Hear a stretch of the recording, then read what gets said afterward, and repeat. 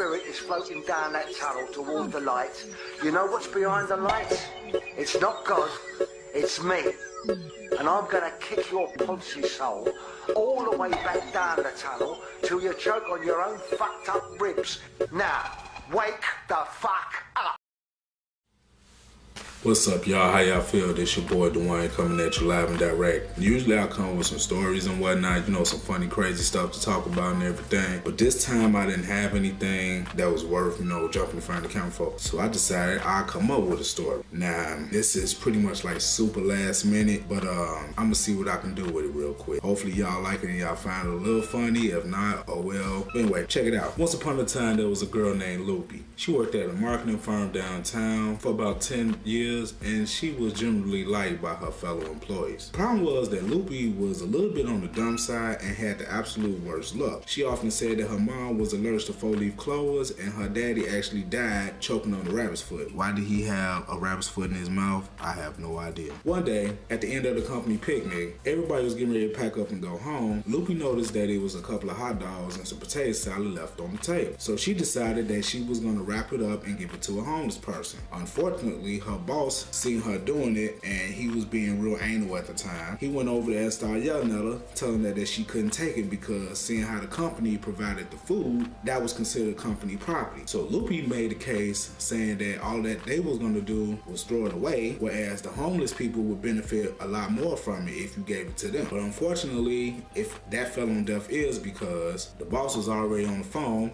talking to the police. So in about 10 minutes, the police showed up. You ain't never in your life had the police show up in 10 minutes. Well, at least I haven't. They threw her in the car after listening to them arguing and arrested her with petty theft. But they only drove about 5-6 blocks away and let her out, telling her that she should stay away from it for a while until her boss calmed down and came to his senses. Once again, you ain't never heard the police doing something like that. Luckily enough, this happened on a Friday, so Loopy figured by Monday, things would be back to normal. Monday rolled around, Loopy came to work on time as usual. She went to her cubicle and began to do her daily routine. About an hour into the work day, the boss coming around doing his daily rounds and whatnot, and he stopped into her cubicle. He started screaming again. How the hell did you get out of here? I could have sworn I had you arrested. But before she could form her lips to even say anything, he said that she was fired. So Loopy pretty much did like this and she left the office. Unfortunately for her, due to her very nature, she didn't realize that rent was due next week and that she was gonna need some money because she didn't have any savings because she had just spent it on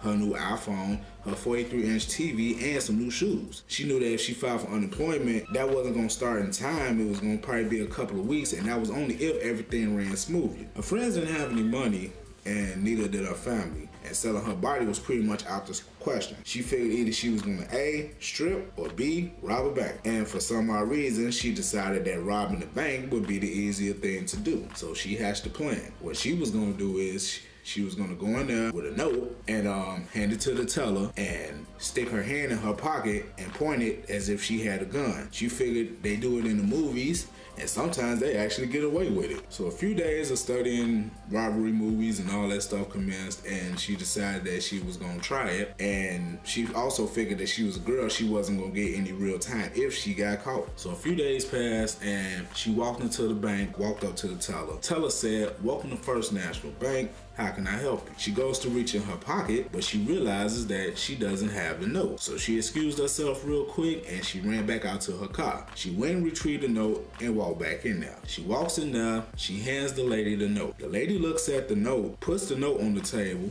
and begins to write another note. Now Loopy's looking like, what the F is she doing? She's trying to figure out what's going on. So she had her hand in her pocket, but she was wondering why the teller wasn't complying with the note. So after the teller finished writing the note, she hands it back to Loopy. And the note says, "Sorry, we're closed. Come back Monday." So now Loopy is upset. She sees that this note says come back Monday, and she's like, she can't do that. But she figured if they're closed, there's no access to anything, so she left. So a couple of days passed. She came back to the bank on Monday, and unfortunately, the first two people that she ran into were the same two cops that arrested her that day when she was at the company picnic. Unfortunately, this time, they was gonna keep her. Moral to the story is, I ain't got no moral to the story, I was just bullshitting on that part. I hope y'all enjoyed it. Now, the thing is, some of these things actually happen. It's up to you to figure them out. For the peoples, for the haters, KrayTV.